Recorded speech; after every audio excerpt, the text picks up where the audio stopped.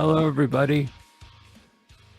I'm back, and I'm honored and excited, physically and mentally, to welcome our first and last female guest to the show, the acclaimed Lily Forrester. Well, that's a hell of an introduction, hi. First and last, eh? Well, we'll see. I'm just basing it on my AI's statistical analysis prediction I program. mean, the anarchy, libertarian, all that community is kind of a sausage fest, so it's a fair assessment. Only men are autistic enough to care about things that don't matter, like politics and cars and sports. It's funny you talk about that because that's been a topic a lot lately in my conversations with people, especially like on podcast type things, because they're like, oh man, wow, a lot of people in this community are autistic. What do you think about that? And it's just like, well, diagnostic criteria includes pathological demand avoidance, which literally means if you tell me to do something, I'm not doing that. I think there's a lot of factors. I think it's also just like, it's libertarianism, so to speak, is logically correct, and it requires you to ignore social norms and like social harmony to acknowledge that and talk about it. So there's a natural. That's true for all radical political philosophies, though. Maybe. Yeah, and I think there is something to that because you also see it like in the ANCOM side of things. Like Right. the reality is all of these they stem inherently from like that doesn't make sense. I don't care if it's what everybody else says should make sense. It doesn't make sense, and so I'm not tolerating it, you know? Right. Yeah. It's If you want to be logically consistent, you got to be a libertarian. You got to be an anarchist or an authoritarian, a totalitarian. Take it all the way, one or the other. right. Right, that's exactly how it works. So anyway, tell them, who the hell are you? Okay, that's a that's a hell of a question. Most people know me as Lily Forrester, but I've kind of like regained my birth name back because, well, Lily Forrester was a product of necessity. And not to get too nerdy about it, but long story short, if you do the gematria in Chaldean numerology of Lily Forrester, it basically says like this number is one of the gravest warnings for the future, and there will be death and destruction involving a partner and all of that stuff. So like I kind of went back to my old name, which was all about, good vibes. But I'm But most maybe the world well needs grave warnings. yeah, I could have did without all the trauma though, you know. But yeah, Well, that's what we all I'm think. most well known for the Anarchist series on HBO and for my involvement with Acapulco and Jeff Berwick.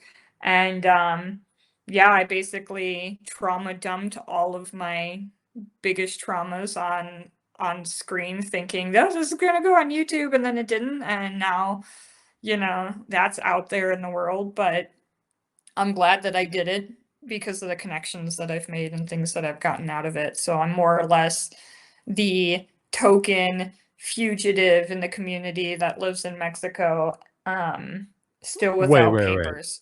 Token fugitive who lives in Mexico. What? How lame are these Anarchapulco people? You're the only one. I'm the only one. That's a good point. The fuck is wrong with them? um, They're a bunch you of know, posers. well, I can't really blame people because like there is that security and following the system, and especially when you have kids and stuff like that, like some people do. Um, I don't judge people for not doing what I did because the reality is my life is I do. hard. Well, I mean, fair enough. But my life is hard. Like I don't have bank accounts, so like I can work for money, but a lot of people are afraid of crypto. Um, so I have to use bank accounts of my friends and my partner. And I'm afraid to travel even within Mexico because if I go through the wrong immigration checkpoint, I go straight to jail. I do not collect $200. That's it, So there's a Yeah. lot of for the beauty that my life has, there's a lot of stuff that I would not recommend, to be honest with you. Yeah, everything's a trade-off. But I definitely think those who like kind of sell out for the most part are not gonna get the rewards they're looking for from selling out. And I don't Well, the think that. reality is most of the people that come into this stuff, especially recently, they already sold out, Oh yeah. and then they're waking up and realizing they sold out, and it's do they self-destruct their lives, the lives of their partners and their kids and their whole family for the sake of philosophy? Some of us make that choice, because I really did. Like, I lost contact with all of my friends, all of my family. People were filing missing persons reports and things of that nature. And I mean, I do have a sense of guilt because these people may not be like of the same political mindset, but at their core, they're good people, And so I feel a little guilty for that. However, it's good that they all got dead somewhere. Although I almost did Yeah. end up that way.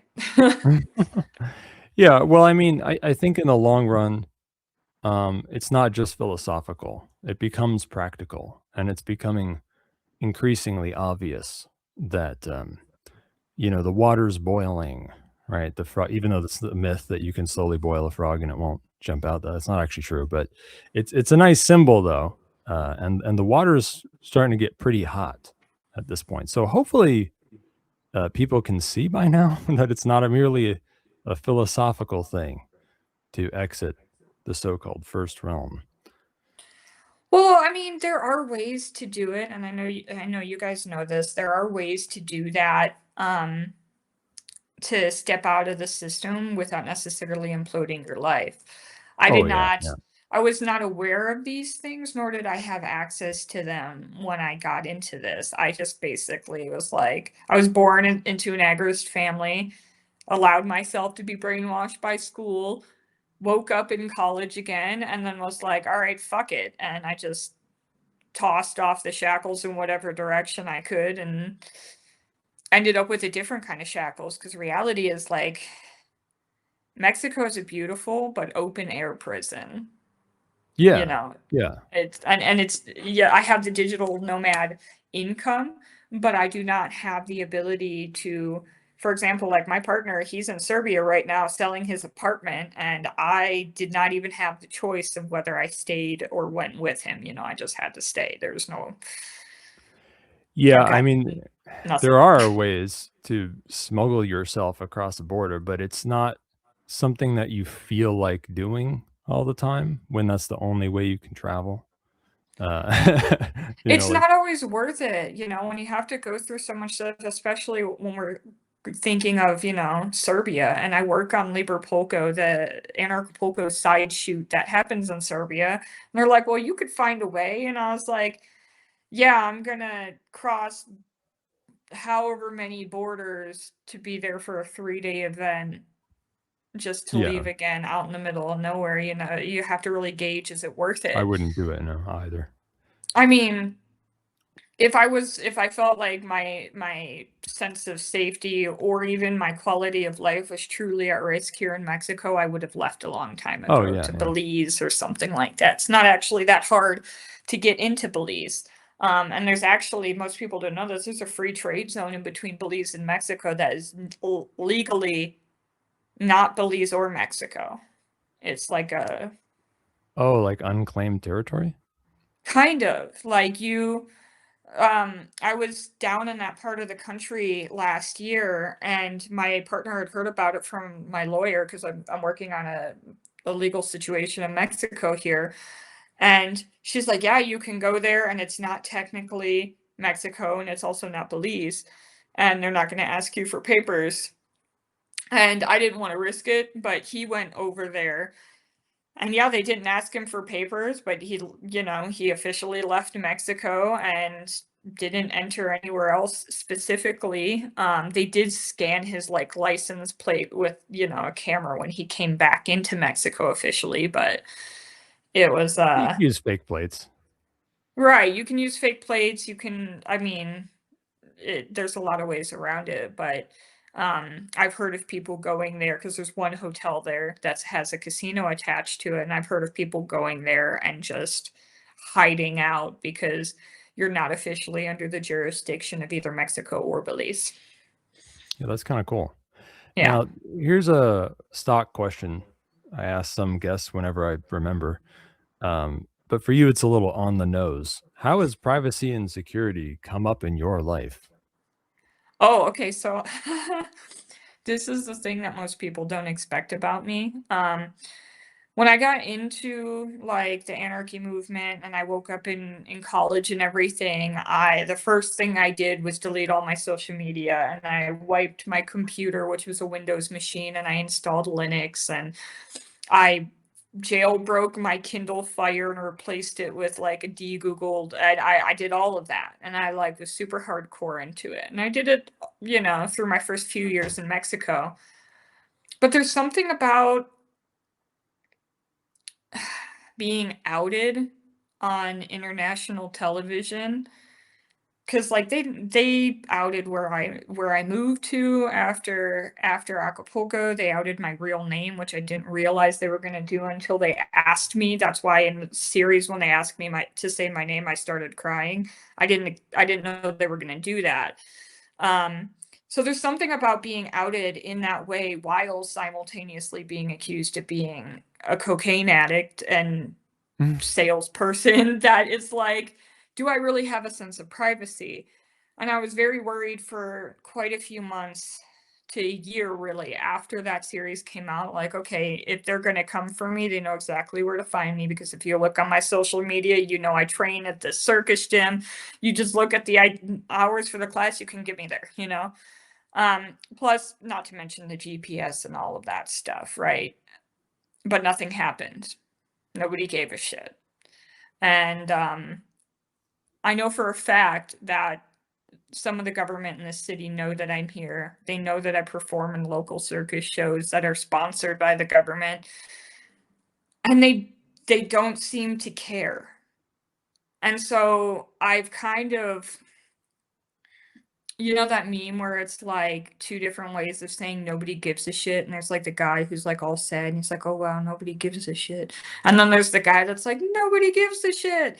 I'm that guy, especially when it comes to my tech and stuff, because I realized a lot of these privacy tools make just living normal life hard. If you have and I see this with people that come to Anarchapulco, they either come with a phone or they come with a de-Google device, so they have no access to maps. They have no way to get around. They can't call an Uber. They can't get a hold of anybody because of how strong the focus on privacy is. And these people are just people that when they're at home in the United States, they pay their taxes, they go to their job, but they have a de-Googled phone and it makes them feel secure. And I'm just like, man, they really don't give a shit. Like, unless you are legitimately doing some Silk Road type shit, or like you're a Roger Ver who is kicking the hornet's nest with his books, they literally don't give a shit. And so I picked efficiency over privacy. It's to like be fair, those kind of sound like folks who suck at privacy. Like, I mean, you could just download organic maps and like get like if you really want to, I mean, you could just use like a fucking silent link eSIM or something. Just turn it on airplane mode when you don't want to use cell phone towers. You could get fancier too. I talked about using different mobile hotspots so that you have different IMEIs in different places, whatever. I mean, I don't know, you can kind of do anything in ways that are pretty private. I think they kind of just suck. But that really sickens me. If they pay taxes, especially and follow laws and like work for corporations, it really does seem like they miss the point a little bit. Yeah, but and I get it, it's their way of dipping their toes into this world, but like Another thing on the privacy thing is, like, for me, the reality is I am a public facing part of a public facing entity.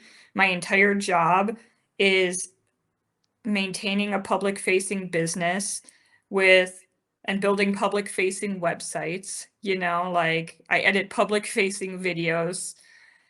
Other than the fact that I exist legally in Mexico, which everybody knows is a thing anyway, I don't that's part of why it's like, and I get it, like give them the least amount of ammo possible, right? But I honestly live a pretty boring, life. Like if they want to watch me watch telenovelas to learn Spanish while I work on websites they can see publicly anyway, go for it. That's how I feel about it. But I think I'm jaded. I Invitation think I'm accepted. jaded. I've been my sense of privacy as far as my traumas, like most people don't have that plastered all over the world in the way that I do. So, Well, speaking of which, let's start from the beginning here with what went on with you. I heard that this all started because the bludgies got sicked on you somehow. Is that why you went to Mexico? yeah, basically 10 years ago, this well, it was 10 years ago last August. I was literally moved on my way to moving to Detroit. We had a car full of stuff. We had a puppy that we stopped to let him out and an abandoned house that we found because we were living in Fireweed University City in Detroit. So we had like a thing about abandoned houses at that time. And somebody called the cops on us and they showed up as we were leaving, and allegedly there were approximately 5 felonies worth of contraband, all related to cannabis and cannabis related things in my car. And I mean, it goes back further than that, right? Because I wouldn't have been in that situation if I didn't have the childhood I did. I'm sure you can see here the early days. I'm working on my next comic, and it's talking about the fact that my whole life has been affected by the drug war since before I was born. Like my parents met because my dad likes to smoke weed and my mom liked to sell weed. When my mom found out she was pregnant, that literal day they got arrested for weed possession, and my dad had to fight them in the courts, and he won eventually. So, like from day one, my life has been affected by this whole drug war scheme, right? So it's only natural that. Oh, and my mother spent the majority of my childhood as an active fugitive. She stayed within the state of Ohio, but she was an active fugitive the majority of my childhood. So it makes sense that I become an activist. I end up with charges, and my first response is to go to Mexico. It's like I saw her story and was like, hold my beer. And I ran with my ex to Mexico. And part of the reason I did that was because it was an abusive relationship. I did not have any contact with my family because I had been isolated from them, and so I couldn't ask for legal help. And it was that or go to prison, and I am my mother's daughter, and I just wasn't going to do that. And so that's how I ended up here just over 10 years ago. On February 5th, 2016, I crossed the border at Tijuana with my partner at the time, and this whole Mexican adventure started. Well, I'm glad you're talking about that because a lot of folks grew up with their whole lives affected by the drug war, among other things. And I kind of would like to see more art and stuff about that because it's like an epidemic. It really Um, is. It's sadly not talked about, and you're right, it is common. Like that's an interesting thing about my story, is because for as uncommon as it is, it's actually pretty common. I just kind of had uncommon responses to what, millions of people are going through. I mean, if you were like black and not very political, no one would think twice about it. They, they would just be like, "Oh yeah, whatever." Right.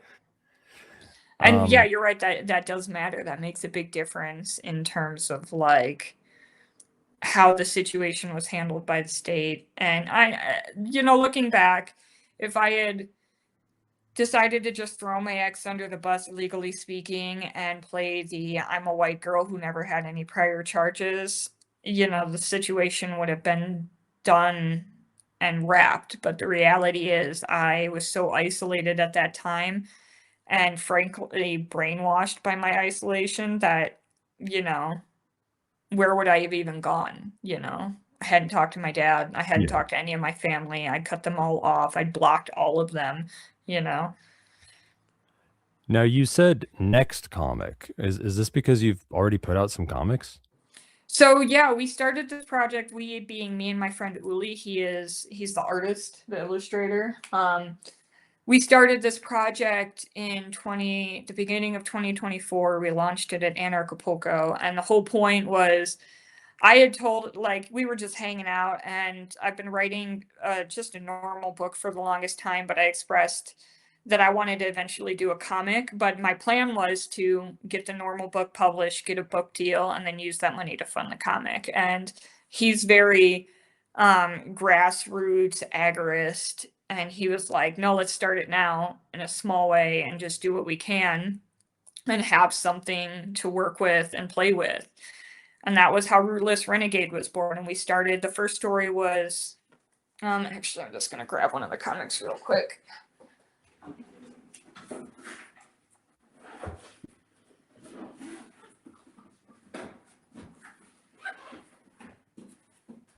This was the first edition. There's Love at First Smokeout. It was the story of how I met my ex, and that, in a lot of ways set me on this trajectory, because when I met him, I was still vaguely brainwashed, a freshman in college. And then he just kind of like, I was an activist, like I was working to legalize weed.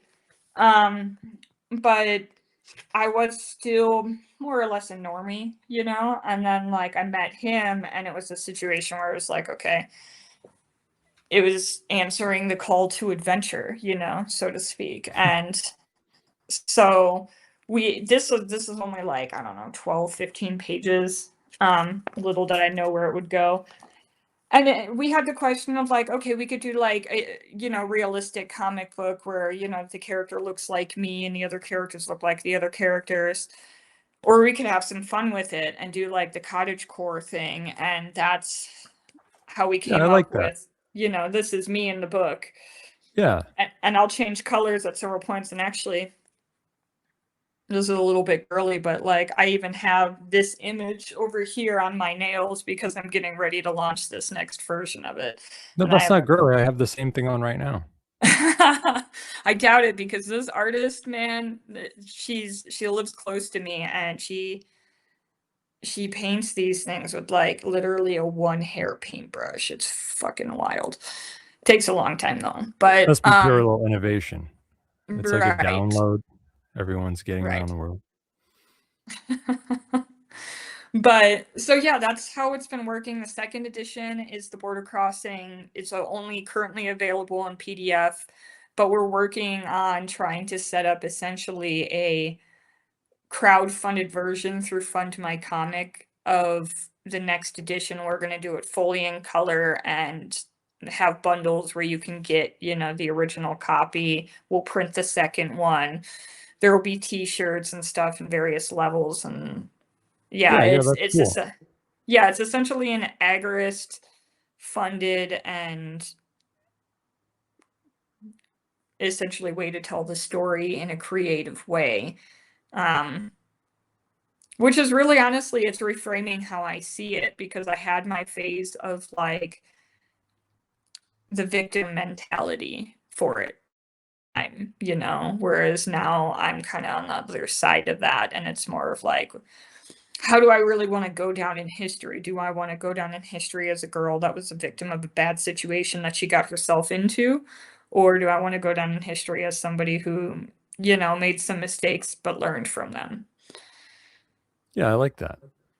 Now, speaking of crossing the border, I understand you didn't have a passport or anything when you went to Mexico. What was that like? People are still surprised when I talk about that and they don't know me prior. I still don't have a passport. I've never had a passport. They ask, oh, okay, it's expired. No, it's not. I had a driver's license that was expiring within 6 months of me coming to Mexico. And it was honestly, I didn't even think we were going to make it. I thought we were going to be arrested at the border. We had emailed Jeff Berwick and said, hey, we don't have any papers. How do we get across? And he gave us that advice of cross on a Friday night. And they will have no choice but to let you through because they have too many people and you guys are just nice white people. And it worked, you know. It worked. It's a Literally, very they Thane scanned riddle our to truck. They asked us if it belonged to us. They asked us where we were going. And then the lady literally looked past the truck at the line of people behind us and was just like, have a good night. And I was like, I'm not That's a sure good this tip. would work now, you know, especially with my story about this, but it worked 10 years ago. So That's cool. it is. Now, what how did you get together with the Acapulco folks? Is it just because you emailed or whatever Jeff Berwick and said hi? Yeah, that was it. Literally, we left coming to Mexico with the intent of going to the Acapulco folks because we had just watched that episode that Jeff did of the Anarchist with Nathan Freeman and his family. And we were like, oh, okay, so people are settling there. Let's just go there, you know, and we'll tell our story and all the other idealistic things we had about us. So that was the plan from the beginning. When we left Ohio, we went first to Detroit to work for a few months to save money. But the plan was always to go to Mexico and to go to Acapulco and be there before the next day in Acapulco. And we did. We arrived like 4 days before it started. And it's funny because in the series, like the Freemans are like, we let them in, we welcomed them. No, they did not. It was Jeff that let us in. They were rude to us from day one because we smoked weed instead of snorting cocaine. Um, and yeah, that was it. Literally, like we asked him for that advice to cross the border, and he told us. And I was like, okay, so in the event that we show up to Anarchapulco and don't have the money for tickets, what do we do? And he said, just come on in, you'll be fine. I still have the email. I actually sent it to the people who made the series because they were like, oh, the Freeman say, and I'm like, well, I had no contact with them. Here's the actual email conversation with Jeff. Well, So for those who may not know, tell them a little bit about Anarchapulco, what the fuck that is. So it was the drunken brainchild of Jeff, and I actually really like the way he described it on our recent Nonconformist series because he said originally the whole point was to be able to party with all the freedom-minded people in Acapulco where he lived, and that was literally it. He was on a live stream drunk at like 3 in the morning. He was like, why are we having all these anarchist conferences in the United States? We need to do one in Mexico. Well, I'm going to do one. I'm going to do one. And then he woke up to like hundreds of messages from people like, where can I buy tickets? And he's like, what do you mean? He didn't even remember that he had said that, and he had to go back and watch a live stream, and he was like, wow, okay, so this is a thing that I have to do. And I'm pretty sure he, you know, contacted his then assistant, who's still kind of his hand man, Michael Bach, and was like, we got to make this happen. And so they rented the Copacabana, which literally, if you help them rent 25 rooms at the hotel in Acapulco, you get the conference hall for free. And so that's what they did. And like Roger Ver was there and Danny Sessom. That started in 2015. And people loved it though, and it was like the least organized event ever. Like they barely had microphones, you know, barely had microphones. But people loved it, and they loved Mexico, and it was, and it's not anymore, but it was for a long time the only event of this kind in Mexico. And there are quite a few offshoots of like people trying to harvest people from the community, in my opinion. But what it evolved into, and the series doesn't show this, series makes it seem like it died without Nathan Freeman, who is the producer that came on to help Jeff. The reality is Nathan Freeman got out, it passed hands a few times, and now it's in the producer hands of my best friend and my platonic wifey for lifey, Catherine Bleich. And She is very much like an exorcist almost in the community. So she started essentially cleaning up the event. She established that if we work for the event, we have to follow the 4 agreements and treat each other with respect. And if you don't stay in the team. Um, and she stopped giving people like vultures access to the event. These could be anybody from scammers to just emotional vultures.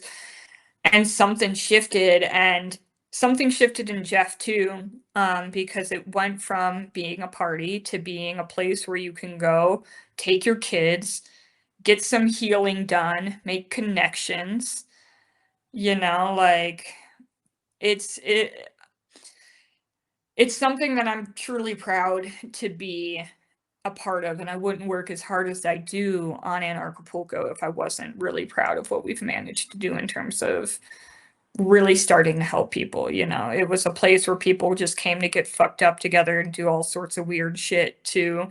There are children that exist because of Acapulco, and these children, like one of them, Kat's daughter, actually has an Italian passport, has Mexican residency and a US passport, and has traveled to, I don't know, like 10 countries, and she's 5 years old, like lives on a homestead, homeschooled, unvaxxed, already has her own little store of Bitcoin goddess, basically, so it's essentially setting up a new way of doing things, right? It went from a lot of talking heads bitching about the problems and, yeah, they're trying to take your cash and control us, to, okay, well, what do we actually do about it? Because we know that that's a problem, but how are we actually going to deal with this?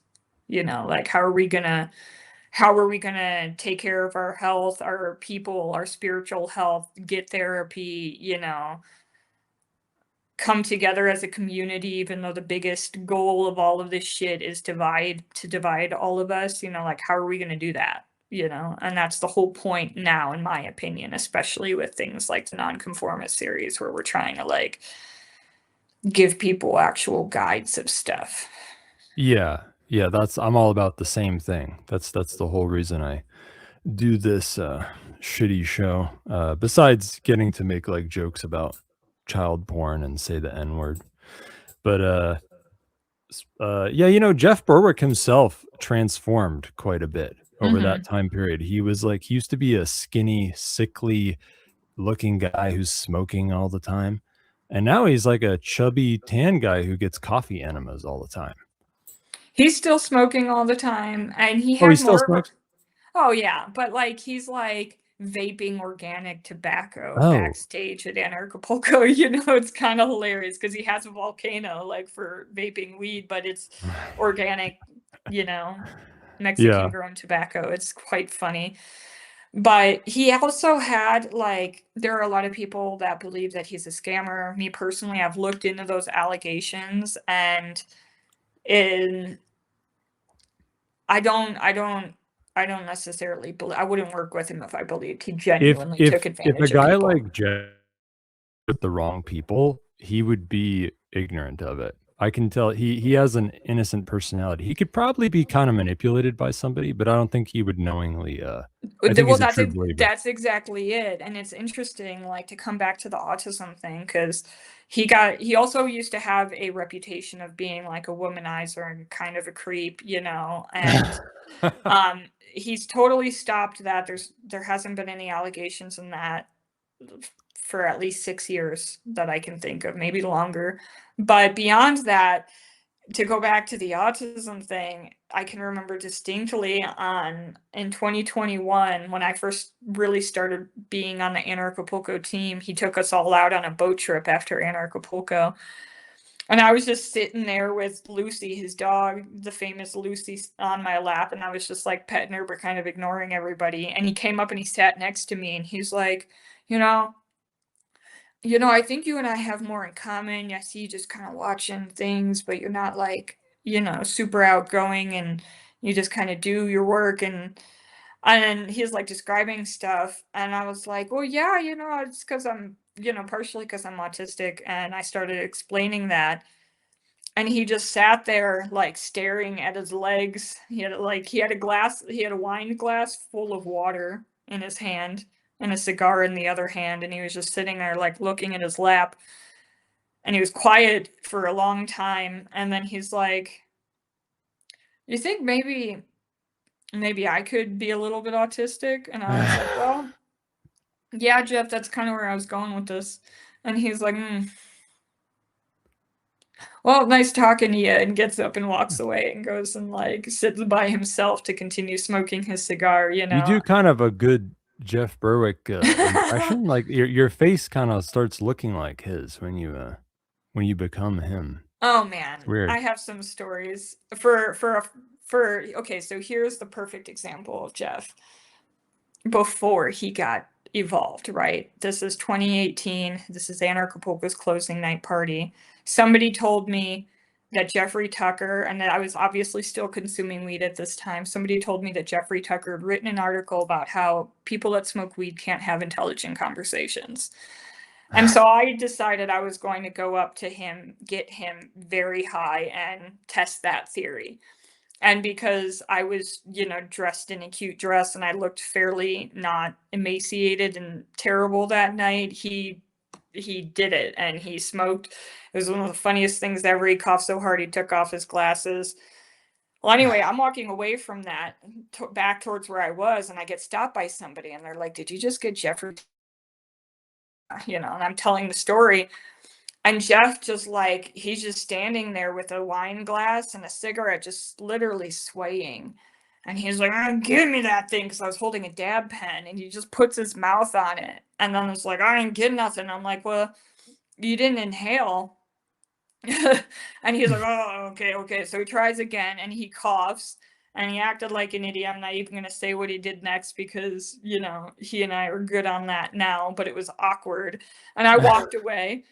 And about an hour later, Jeffrey Tucker, he walks into the room that I was in, which is where all the food was, and he grabs a plate and he grabs a pan full of food and he just looks in it, smells it, pours the entire thing out, doesn't use a spoon, just like pours pan onto plate, walks out of the room. And then 5 minutes later, Jeff walks in the room and he's like, I feel like I'm wearing goggles. I'm not wearing goggles. And then he proceeds to stumble out of the house to his home, because where the party was literally 3 doors down the street from his house. And so, yeah, I have gotten pretty good at impersonating Jeff over the years. So, Well, that's good to know. I've been informed that I've actually been on the Nonconformist series, um, because Rio 2 had me record something for mesh networking. oh, So okay. I guess Yeah. we were on that. Yep, you were. Yeah. Oh, I think he's like, I've had him as a guest a couple of times. So, yeah, I mean, Nonconformist series is kind of like my baby at this point, because I do 75% of the production of it, and it's my way, and my whole goal the whole time I've been involved with Acapulco is to take the bitching talking heads, you know not to talk shit on him, but I'm not his biggest fan, Josh Sigurdson, Mr. Everything's terrible and I'm being shadow banned, as he's yelling on Facebook. And it's like, can we shift the community towards people that actually do stuff, please? And I yeah, feel that's what like we're we've all done a about. good Yeah. job of that. And the Nonconformist series has really been, that's the point of it. It's our way of sampling speakers that at first we may not know enough about to put on the main stage, but once they prove their salt, you know, then we're like, all right, come on, time to come to actual Anarchapulco and give us, like the early days of Anarchapulco did not include the likes of Marjorie Wildcraft, for example, whereas now she's like, it's not Anarchapulco without her. Yeah, I'm very glad that anarchists, market anarchists, whatever, fucking ANCAPs, whatever, the agorists. I'm glad that people are going that direction of being practical and trying to actually be solution oriented. Because if you're not that, then you might as well go jump off a bridge or something. Well, here's the reality, and and it's funny because I had a lot of friends that were like these talking head types, and I find myself distancing myself from them for the simple reason of like, people have been turning over what an anarchist society should look like, as well as pointing out the problems in the world for like 100 years. Like basically every idea that's been philosophized about has been philosophized about. And what we need, and what is we've really been shifting to, is we need the people that are actually trying things, because there are certain things that when you philosophize about them, they don't work in practice, especially where conflict management is concerned, and that's one of the biggest lessons Anarchapulco has had to learn, is like, how do you deal with psychopaths? Like, how do you deal with that shit? Like, what happens when, somebody gets murdered in the community and somebody else needs help? Like, what do you do? Do you isolate them? Do you avoid them because you're afraid, or do you fucking help them? And okay, if you help them, what does that actually look like? Like, these questions are not answered until you really start giving things a try. And I mean, my whole story is literally a hodgepodge of me throwing things at the wall to see what sticks. Everything from my adventures with homesteading and urban farming to like my community management, you know, work that I've done as far as working with and for Anarchapulco. So it's and that's like, and I don't think people like, the Josh Sigurdsons and the Dan Dixes and all of them, I don't think they realize that their time as, like, we know the world's fucked up. And you can go ahead and talk about the CBDCs and the Epstein files and the new pandemic or blah, blah, blah, blah, blah. Like, it's just gonna, like, it's not offering anything new. And I think a lot of them are like, oh, I'm shadow banned. Like, are you shadow banned, or are you just not relevant anymore? Have you not shared anything of actual value in a long time? Yeah. I don't even You bring know? that shit up on my news. Right. But yeah, I mean, Nobody cares about, the terrible things that are happening. We fucking know, like, what are you doing about it? yeah. And here's another blessing in disguise for you, I think, about your fucked up experiences. Um some of what you're saying, for most folks, unfortunately, it has to come from hard experiences to be Mm. like, what do we do when it's no longer fun and games and real shit's going down? I feel like a lot of folks are too sheltered to really feel that in their bones. So that's another. Speaking of which, let's talk about that. Tell them about what happened with the shooting and the fucking HBO show starring HBO star Jason Henza. Yeah, it's a good old Hensa. Um, yeah, so like for some background, there are a lot of people that theorize that HBO like manufactured that whole situation, and that's simply not the truth. It was two Oh, people so you're a spending crisis their own. actor. Right. Well, I'm FB. If you ask Howard Lichman or Etienne de la Bourne or whatever the fuck he goes by on Substack, I'm CIA. I don't get paid Mm. enough for that. Um, but yeah, so if you ask, and there are a lot of people still that say, "Oh yeah, that was manufactured by HBO to discredit the community." And I went to Anarchapulco in 2016 or 2017, and it wasn't like that. And I'm like, "Bro, you were there for 7 days out of 365. Sit down." Like, no, that's the reality. Is um that whole project started because they came to visit and they were like, oh, let's interview the community, and they realized real quick that the community that was all fucking kumbaya, on the internet, fucking hated each other in reality. And there was this big rift, and the rift was really between those who wanted power and those who wanted actual freedom. And Jeff was literally just caught in the middle of it. He had no idea what was going on, like, he I don't hold him accountable for, him more or less supporting what he was being told by shitty people, right?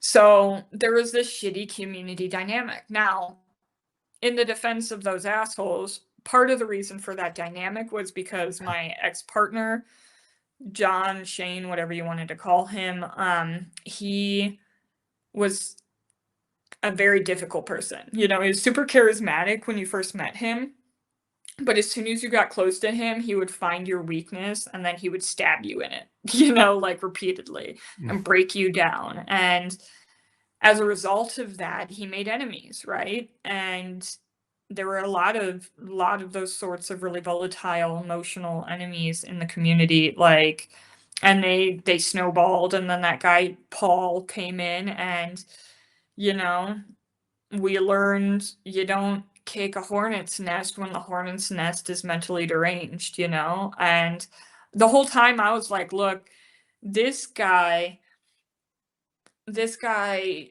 should not be living in our house. And I told him that. And he's like, we're going to help him anyway. And it blew up in our faces, right? Because the reality is, not only did that guy witness the way that I was being treated, and he was blogging about it actively on Steam it before the murder, after we had parted ways as friends, you can go back and find those posts. That dude was literally trying to find me a new boyfriend on Steam it because he had seen the way that I was being treated. And he was also being treated that way himself, you know, like he was mentally unstable. And my ex was like, I remember one conversation, he was like, you're not actually an ANCAP, you're actually a communist because you take advantage of people. And it's like, dude, fucking unnecessary, right?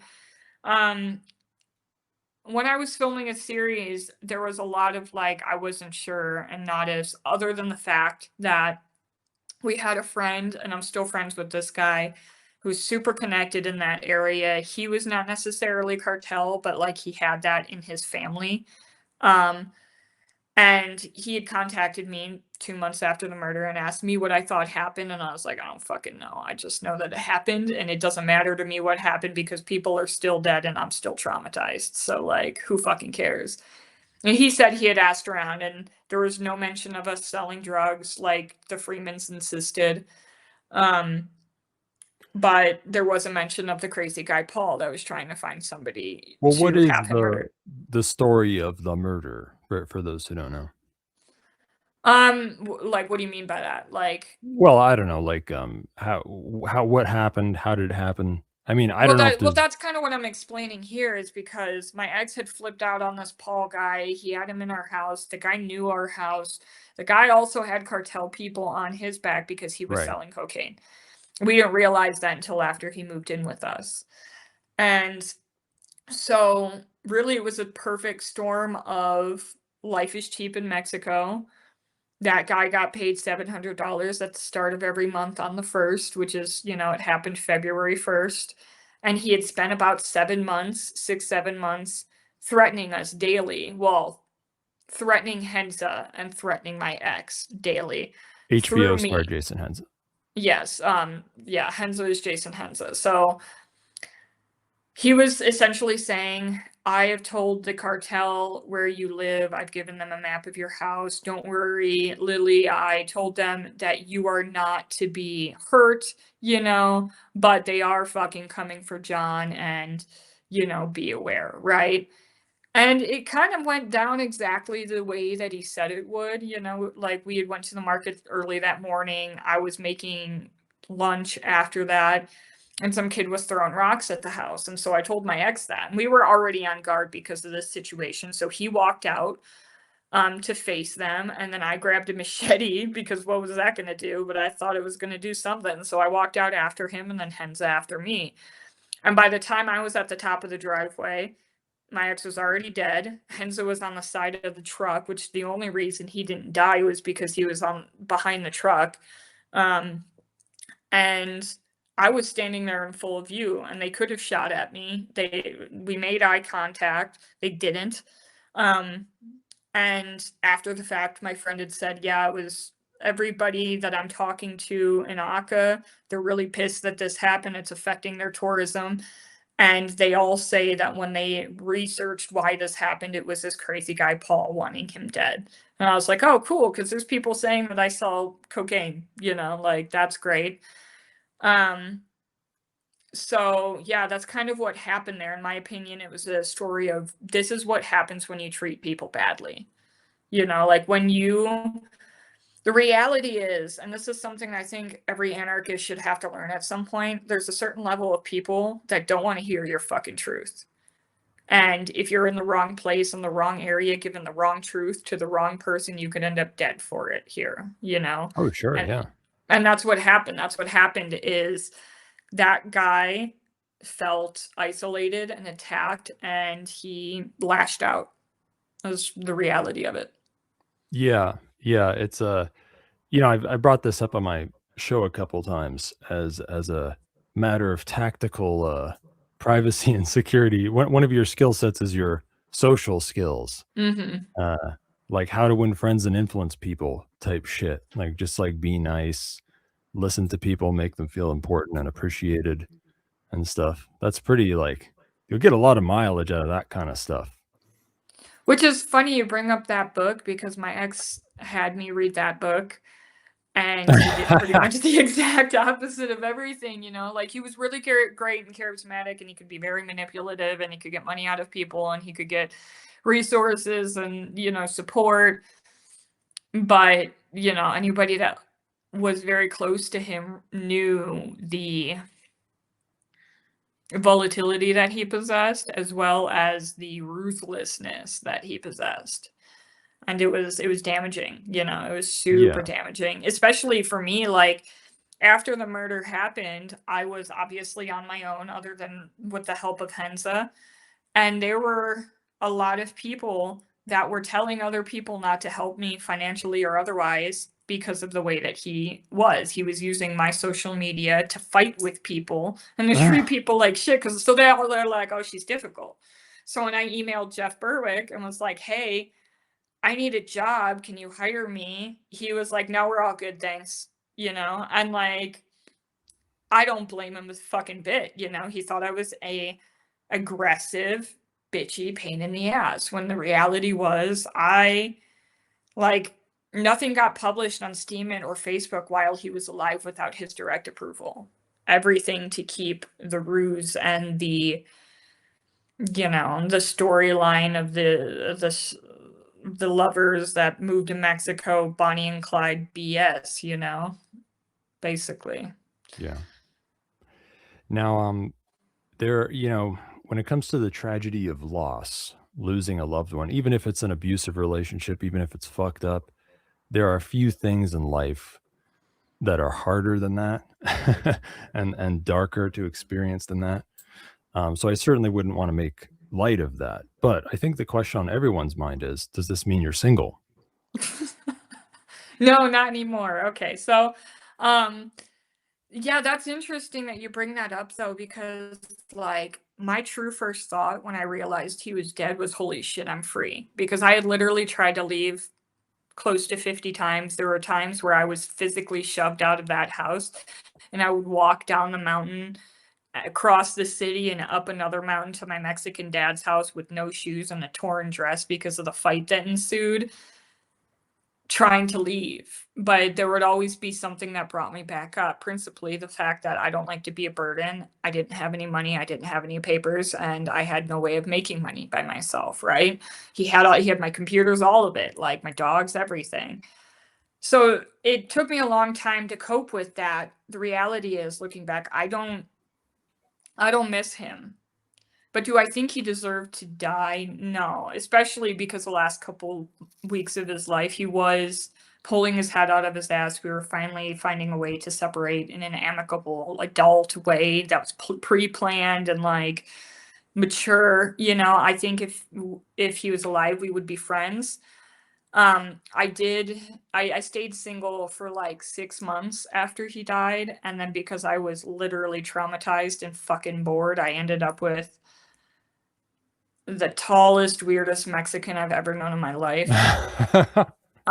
He's the one in episode 6 of the Anarchist series, and it's just like, that was literally, I found my journal from the day I met him, and I said, first instinct, nope.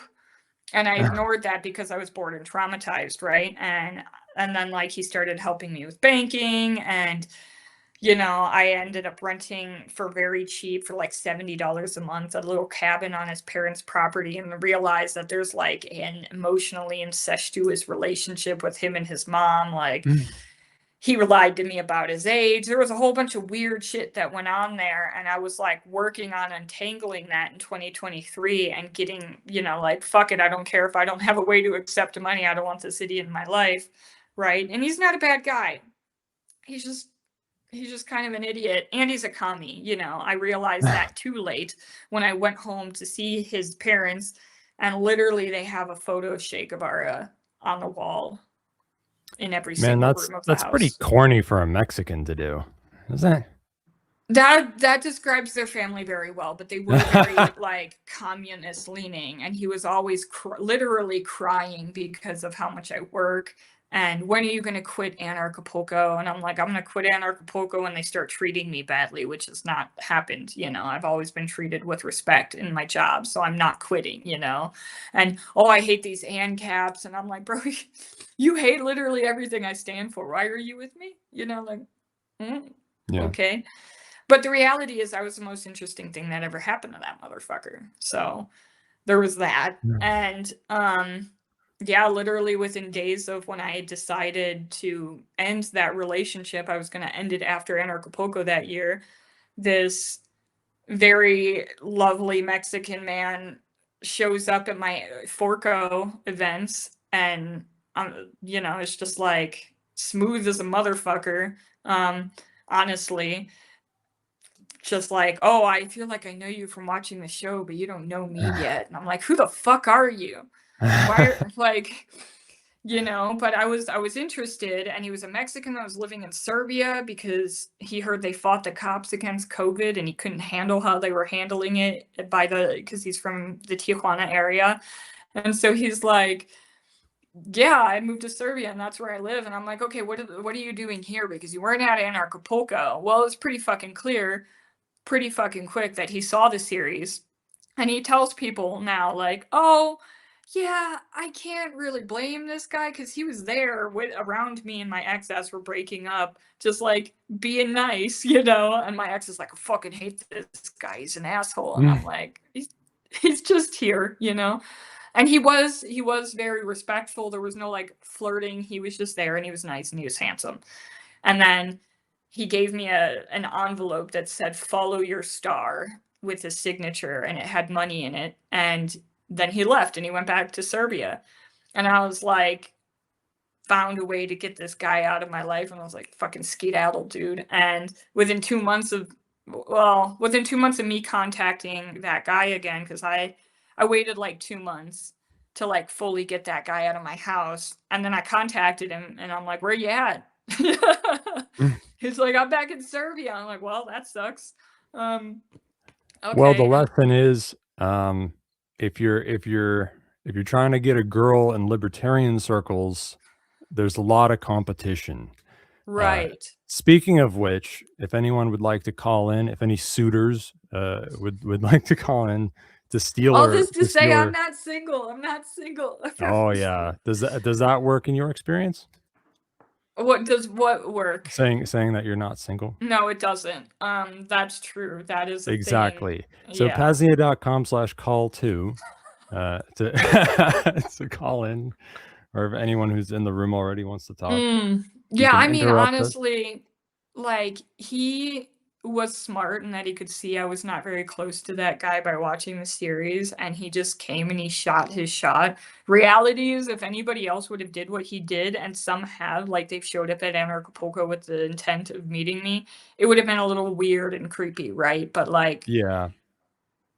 3 years later, I'm still with him. He's back in Serbia selling said apartment, but we've lived together and had a grand old time traveling the country and living life. It's true. You can fall in love with an internet personality and then track them down and become their boyfriend, but usually you have to be subtle about that's what you're doing. You just have to be like, oh yeah, I was in the area. Oh, who are you?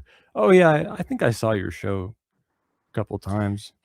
No, to be honest with you, the fact that he was so upfront about it and he didn't really try to hide who he was or the reason that he was there, it was comforting to me, because I've had Yeah. people be kind of like weird and shifty and try to lie to me and stuff. And I was just like, but he was just there. It was obvious that he was interested. It was obvious that he knew my story from the show and he was very impressed by what he saw. But he had just the blend of being obviously interested and being upfront while also being like, all right, I'm going back to Serbia. You know, there was no like, oh, let's do something. No, it was literally like, hi, here I am. Here's this nice little gift. He also gave me a coin, which I carry around with me. And then it was like, okay, you know, he knew that I was ending that situation.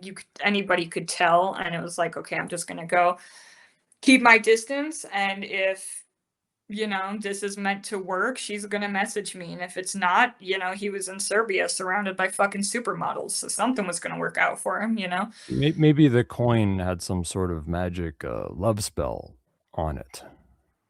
I mean, even if it did, here's the thing is like, there's, you know, I've had some shitty, terrible relationships. And this one is the best of my life. He treats me with the utmost respect. There is like a level of peace in my home that never existed before that.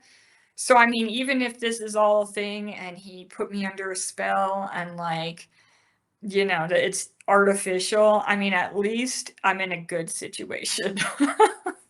Well, I'm It glad could to be hear that, I worse. guess. It could be worse, right? You know, Yeah. like, Well, I got to read fan mail now, so I'm going to bore you unless you want to leave or something. But it's possible someone may have posted a question for you in the chat. Well, Radio 2 says, what about Thane doing his own presentation for NCS? that depends on what you would want to talk about, and it depends on the theme That's of a the good next question. NCS. You know, because like we do them by the themes, and that's how we pick the speakers. Like the next one is going to be a revisit to the essentially the health and wellness and spirituality one that we did first. But I mean, it could happen. Yeah, okay. Well, I guess I should probably watch it or something, figure out what the hell it is. There is a new tip from Thought Crime Boss. Thane, the interview with Start 9 Dude was great. Keep up the occasionally good work. Thank you, Occasionally. Thought Crime Boss. Keep up the occasionally generous donations. Shadrach says, publish the manifesto on an end site. Rayo2 says he'll publish all of fucking Vonu Life 25 there. Great. Leave me out of it. People send a bunch of fucking links. You got fucking non-KYC physical crypto debit card goblin cards. We got fucking enemies of the state.net. I didn't look at any of this shit. I don't know what it is. So, Maybe enemies it's of cool. the state. I want to interrupt you real quick. Yeah, do I'm it. kind of laughing about that because it is an event put on by some friends of mine. And maybe I'm a little butthurt, but like it's like a sausage fest of like Julian Assange and Edward Snowden and all that. And the whole point is to bring awareness to people that are being negatively impacted by the state for their activism. Guess who's yeah. not on that list? Your friends have snubbed you. Well, you're not as famous as them. But I kind of am, though, you know, like. Oh, come on. Ron Paul knew who I was before I introduced myself when I finally met him. Yeah, but Ron Paul's on the cutting edge. He's a libertarian intellectual elite. Okay. Apparently, so are all of these people, right? But like, you know, no true shade, but they also snubbed you.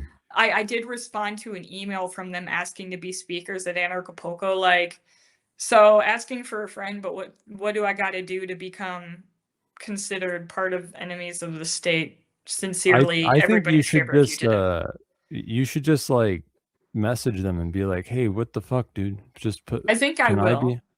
Yeah, just do that. I heard Aaron Day's behind it, and so I'm about to be like, Aaron. Yeah, if they're libertarian, then they're autistic. So you can just literally say, can I be on the show with no social tact? And it'll be fine. That's what I love about the autism thing is you can be direct and they're not going to be offended. And that is the thing I struggle with in Mexico is being direct. And they're like, oh, wow, what are you doing? What are you doing? Like, somebody said, does anyone in this group have any favorite privacy-centric domain registration providers? I mean, basically, I would give a similar answer to. Oh, yeah, you do it. Unepic Networks. It's Drew Phillips and Derek Slopey. That's Are who you saying hosts epic or something else? Unepic. It's spelled Unepic. UNEPIC.com. It used to be Agorist Hosting, but they Oh, rebranded because they're tired of calling, explaining to their few. They do have some normie customers. They're like, "What's agorism?" and they're tired of it, so they've rebranded, right?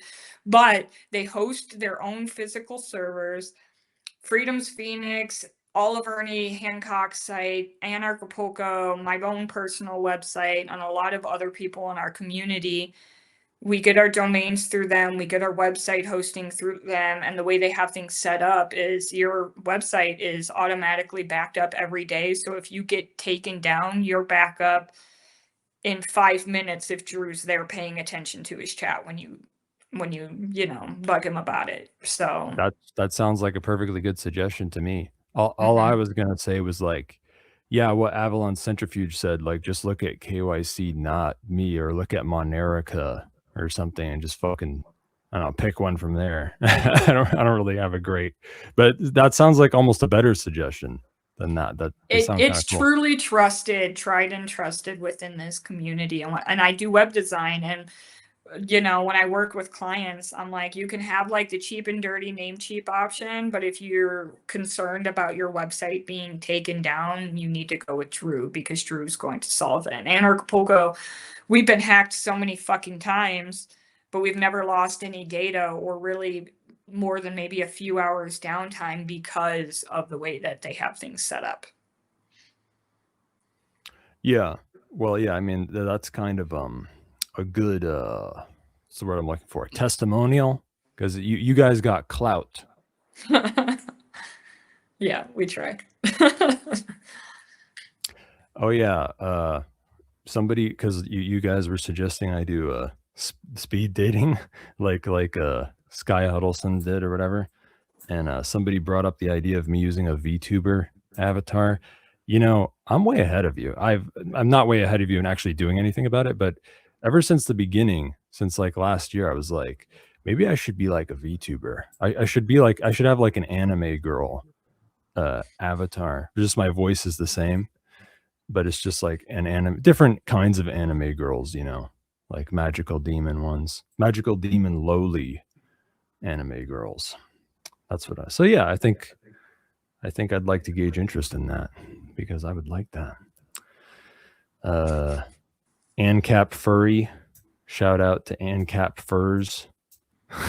furaffinity.net/user/ANCAP-furs. There is a Never. friend of mine who puts on tinfoil dating events worldwide. What the fuck is tinfoil dating events? Well, like we have our tinfoil hats, right? Well, her name is Rebecca Archer. She's an English woman, and she started tinfoil dating during COVID to bring unvaxxed, people together. And she's done an event for Anarchapulco and probably is going to do one on the side for Liverpoco's floating man situation. But there are people out there that are having these sorts of events, and they're pretty successful. That's good.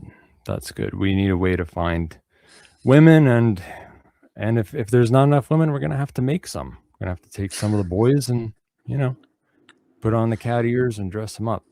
There are more Uh, women than you would think. They're starting to come out to Anarchapulco now. I would say we have like yeah, 30% women. yeah. I think part of it too is just the tendency to actually go to an event that has something to do with fucking politics, which even makes me kind of sick to imagine. Doc Barber, who is the agorist.market guy, or at least he used to be the agorist.market guy, said that he's used Dro's hosting for years, and he's a great guy. So that's another person with clout recommending that. Well, Agorist.market, I'm pretty sure that Drew's taken that over recently. Oh, right, he runs it now. He's that Yeah, guy. yeah, he was harassing me because he changed how like various because he's nerdy and he had me essentially test how to add a listing and edit a listing, and I told him what I did and didn't like about it, but it's doing pretty good under his control, I think. Wow, underhanded insult towards Doc Barber. Do you want to respond to that, Doc? She's saying that it's run better by Drew. How do you feel Okay, about I didn't that? know how it was run before. I'm just saying, like, he's put some pretty cool little features in, and I've used other Agarist directories, one of them being the Agarist Nexus one, which is kind of, I mean, I I could never love, get Agris Nexus to work. I love those kids. Their exactly. show, cute show. I couldn't get that site to work. Tried to I post tried to listen. make that site work. The problem is he's trying to use free tools, and the free tools don't work when you're trying to do something of that caliber. Doc Barber says, "Yep, Drew is doing a great job, better than I could." So he has conceded defeat. Ted says, "Thane, you just need knee-high socks." As a resident Arch user, I think he's talking about my VTuber personality. I'm actually not really an Arch user necessarily. I have used it, and let's see what other crap people said. People are talking about how to fight off furries with lint brush or 30-06.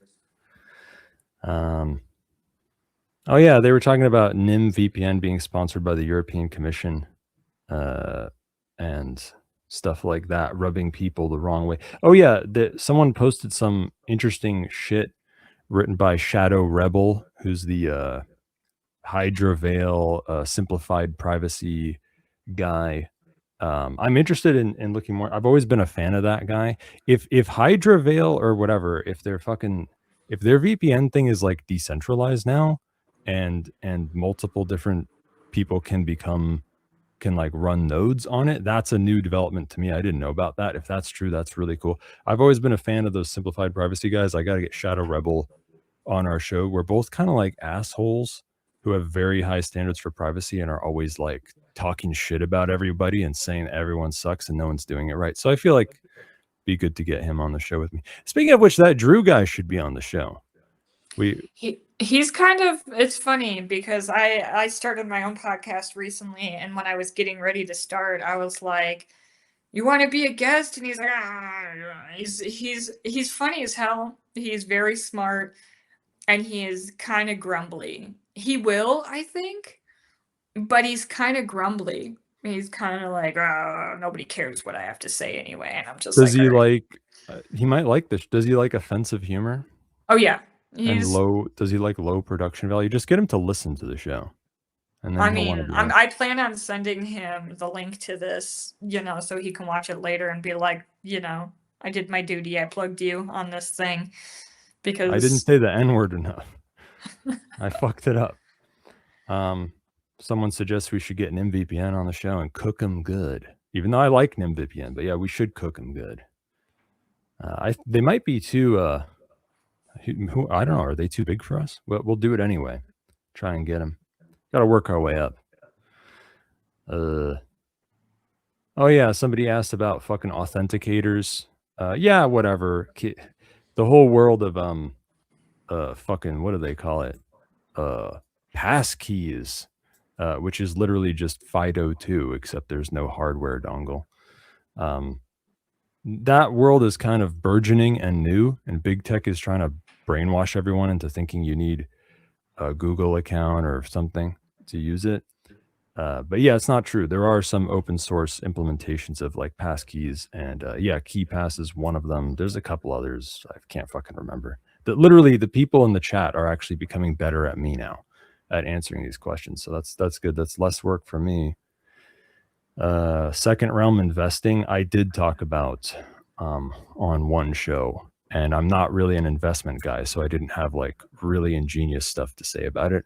I was just like, yeah, well, there's precious metals, there's cryptos, there's weird fintech stuff on smart contracts, and then there's also investing in businesses, which is a nice classic, sometimes high risk, high reward way of investing. You can invest in your own business. You can find some random fucking food truck and offer to like whatever, they're renting their truck. Maybe you can buy them a truck and then they can pay you some of their revenue or whatever. And they do cash, because it's like a Chinese lady.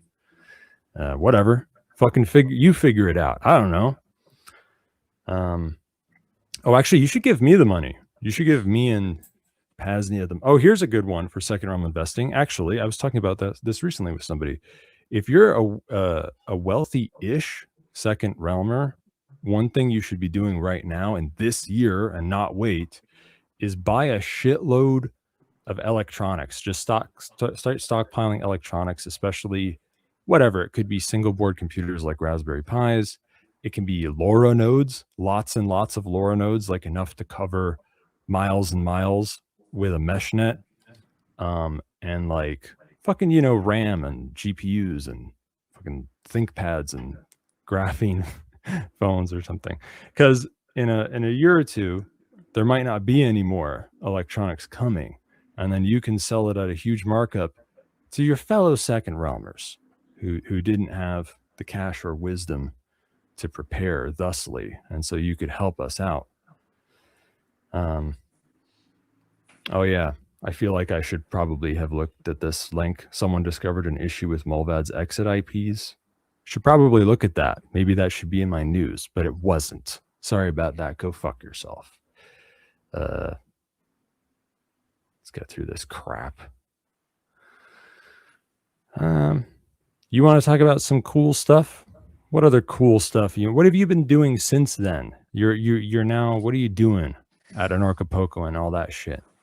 I mean, what have I not done for Anarchapulco? I counted this year alone during the event how many hats I was wearing, and I was stage manager, co-producer, sponsorship management, speaker, circus artist. What's being a circus artist involved exactly? Are you like the ringleader? No, I'm in like aerial acrobat, so I do trapeze and silks and hammock, which is just a silk that's in a loop. And yeah, it's literally just tangling myself up in various apparatuses and scaring the shit out of people, basically, because I fall, But that really became a coping mechanism. It was one of those things I had always wanted to do. And then I realized I could do it here locally. There are a lot of gyms in this particular city for that. And I started learning like 5 years ago. And then I've just kind of kept up with it. It's in a lot of ways, it's how I quit weed, because I was using weed for emotional regulation. And then I realized that being physically active and doing aerials is better. Because there's something about like when you go and you're like trying to run or do regular typical exercise, not only is it boring, but like you can get stuck in your head while you're doing it, right? But when you're doing aerials and it's a situation of, if I don't pay attention to what is happening in my body, I'm going to hurt myself or die.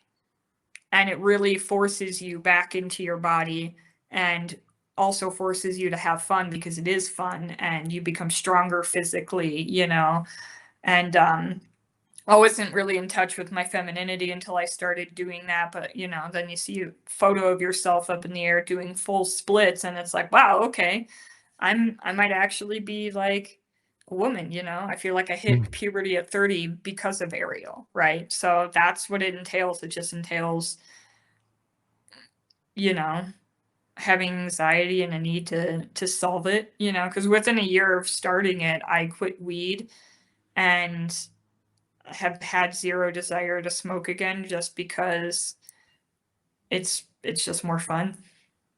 That's actually really cool and a valuable insight. There are two secret things hiding in there from my Thane brain. One is anything like gymnastic type equipment is some of the most useful stuff to know about. Like gymnastic rings, you can hang them off a fucking playground bar, and you can do all sorts of crazy shit. And it's better in some ways than like free weights or even many body weight exercises, because there's all these stabilizer muscles that are involved, like your rotator cuffs, shit that gets injured normally because you're fucking working on your big muscles, and your rotator cuffs are not getting Yeah, the you get the exercise you need. mobility.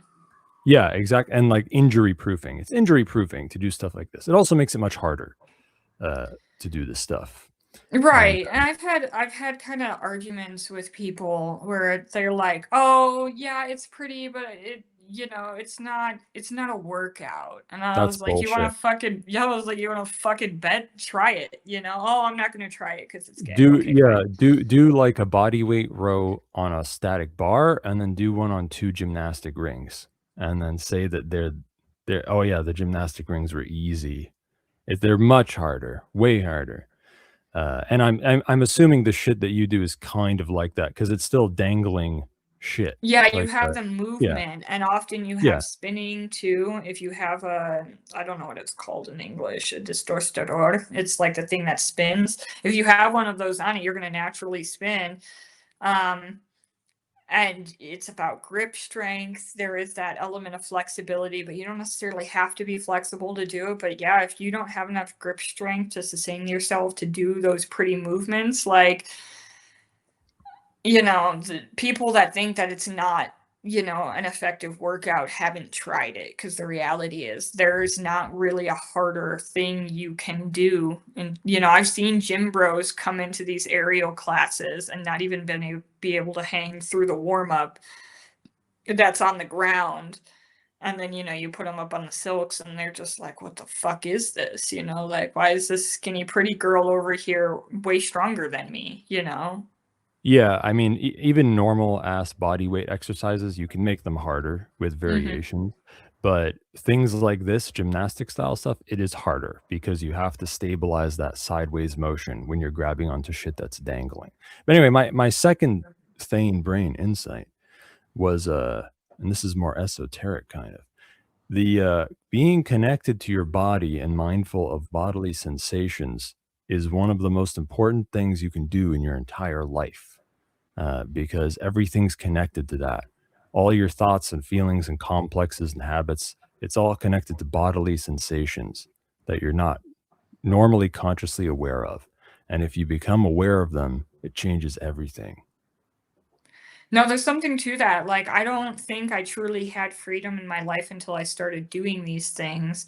And I also make the joke, I'm out climbing my demons every time I climb up into the silks or something. But there really is something to that, like you get on that primal level, you remember who you are. And there's also when you get good at it to a certain level, there's because most people look at it and they're either like, "Oh, that's as hard as it looks," or "I could never do that. That's so hard." But the reality is, if you have hands, you can do it. I've seen people without feet doing this, without legs, like you can do this shit if you have hands, as far as If I'm concerned. anything, it's in some ways a little easier because you have less body weight. Right, exactly, and that's true. But, like, beyond that, there's really something about the self-trust thing, and that was a big hurdle for me because the way in which I was brainwashed in my relationship is I was told that I couldn't survive without him and that I could not take care of myself and that I could not trust myself for the decisions I make, and the final step of me taking back my autonomy was realizing I can do anything that I set my mind to because 70% of this stuff is just in the mind. Can I do this? Yes, I can, and then it's like figuring out how to do it, but having the confidence to even try, right? And there's something like super powerful when you're, 15, 20 feet off the ground, tangled up in ropes with a bar and just and then there's also that like my nephew, I haven't met him because he was born right as I was getting arrested, like the same year. And I was isolated from that part of my family, but he thinks I'm a fucking superhero. He's pretty sure that I don't exist because he's never seen me, but he's seen videos of me and he thinks I'm a superhero. And so do the people at Anarchapulco. Like when I perform for the parties there, which I do often, when I come down, if I had $1 for every time somebody from Anarchapulco was like, "I had no idea you were that strong," you know, and just people start to see you as like almost like a supernatural being, but there is that aspect to it because you have conquered the monkey mind of fear. She's just making it up, folks. Oh yeah, people come up to me and say, "Wow, you're like a superhero. You're Yeah, like a they're god." it's weird. It's weird. And you know, the whole like not only am I a woman in the community, but I'm also a woman in the community that performs like, you know, midair splits and stuff in little skimpy outfits. Like it has added to that uh I don't even know how to describe it factor, but there is that like, you know, that sort of thing about Anarchapulco. There are certain people every year there are certain people that show up and are like, maybe I'm the one. And it's like, sorry, that's that only works once, okay? And it's we're done here. PAZNIA.com/call2 if you want to call in suitors. Here's another old comment that I haven't gotten to because I wasn't fucking here last week. Secret tip: if you meet furries and they ask you for hugs, do not consent. Always be ready to respond with violence. Always know how to run. Their suits make them slow and sluggish due to the weight, dehydration, and the aerodynamic drag. Tasers will mostly not penetrate their furriness. Consider larger ammunition if necessary. That's true. They're also sometimes fat underneath that.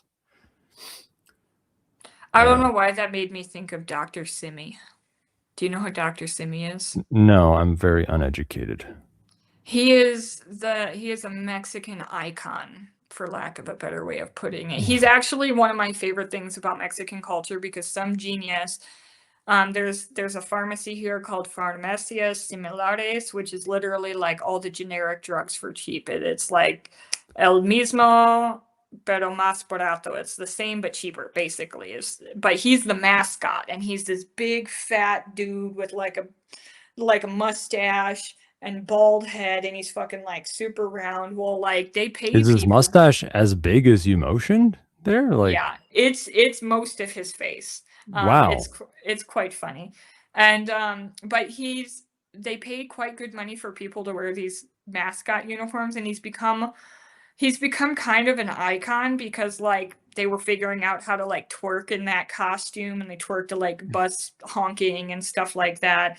And so like wherever you go in Mexico, you're probably going to see a dancing Dr. Simi. But Dr. Simi, like there's a meme of like Dr. Simi is always doing everything but being in his pharmacy, and you'll see him like doing street construction and like listening to the gossip in the streets. Like somebody will be screaming and Simi will be there. Like he's he's amazing. He's one It's of the because he, best. he has access to all those cheap generics, so he can take them all.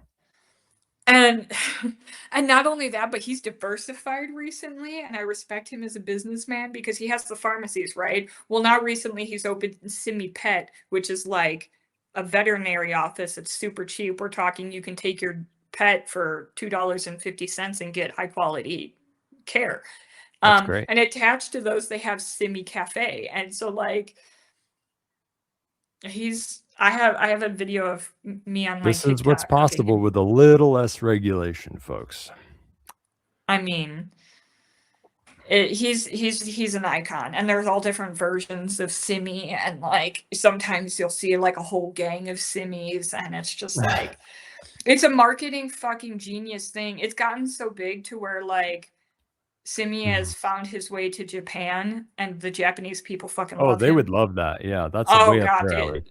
because he's cute, you know, like he's got that cuteness to him. I used to be terrified of mascots Kind of like before seeing. Mario. Yeah, but like a big fat Mexican doctor version. Yeah, Yeah. yeah. Yeah, there are some hysterical videos. Like if you just go and type Dr. Simi on literally any social media, you're gonna find some shit that's gonna make you laugh till you cry. Thank you. I will Some jerk off culture to for that you tonight. today. Yeah, it's cultural enrichment. Here's another comment from last week. Comment: once you have seen darkness, you are not scared of shadows anymore. Thank you, Fagdul. Question: whenever I take DMT for breakfast, the DMT elves keep telling me that I should stop taking DMT. For once, it's funny, they often give good advice. The question we all know nobody wants: DMT elves. What are they? Why do people think it is real and not just in their head? Maybe you want to take this one. Yeah, that's actually interesting because I have had my fair share of psychedelic adventures, and my favorite medicine is actually 5-MeO-DMT, which is the molecule that's in a specific type of frog poison. It's not the combo one. It's not the one that's having you barfing and shitting yourself. It's the God molecule, right? And I've also had experiences with mushrooms, and I remember seeing this guy's face, this old man's face, while on mushrooms, and I'm like, "So are you always there, or are you just there because I'm, under the influence?" And he started laughing at me. I never got an answer out of that. Um, but it's interesting, the DMT elves, I don't know if I would classify them as that. I know the Mexicans, they for Bufo or 5-MeO, it's Otak. It's this like frog totem, and it's honestly one of the most like that those my experiences with that medicine are proof to me that magic exists. You can heal physical ailments, and I have with my experiences on those. You can undo years of trauma. You can morph reality into what you want it to be, you know? It is, but it matters who you do it with. Like, Yeah. who's your practitioner? There's only two people on this planet that I trust to administer that molecule to anybody that I care about, and one's named Bearheart and the other one's Piazza. Well, my answer is if we use the hyperstition model where shit goes through levels of realization from fiction to reality, then the answer to your question might be kind of fuzzy, right? Because it could be that there's somewhere in between what you might call real and not real, and maybe that's the key to That's the where weirdness of manifestation making contact. happens. Right? Yeah, exactly. That's the shamanic point, right? The point Mhm. between two extremes.